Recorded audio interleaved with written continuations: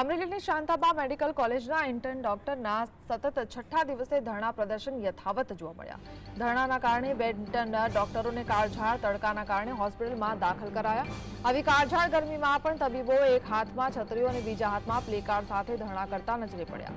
મહત્વનું છે કે અમરેલીની શાંતાબા મેડિકલ કોલેજના 121 ઇન્ટર્ન સ્ટુડન્ટે સ્ટાઇપેન્ડમાં વધારાની માંગ સાથે ધરણા યોજ્યા હતા। રાજ્યની અન્ય મેડિકલ કોલેજની માફક તેઓને પણ 18,200 રૂપિયાનું સ્ટાઇપેન્ડ આપવાની માંગ કરવામાં આવી છે।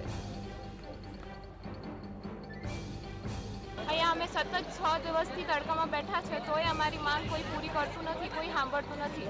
અમારા અહીંયા બે સ્ટુડન્ટ અહીંયા અત્યારે સ્ટુડન્ટ આઈસીયુમાં દાખલ થયા છે।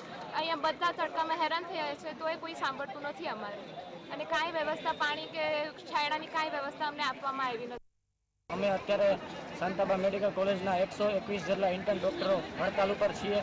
અમે અમારો આ હડતાલનો છઠ્ઠો દિવસ છે અને કાલે મેનેજમેન્ટ સાથે અમારી ચર્ચા થયેલી છે, પણ એમાં સંતોષકારક પરિણામ આવેલ નથી। તેથી અમે અમારી આ સ્ટ્રાઇક ચાલુ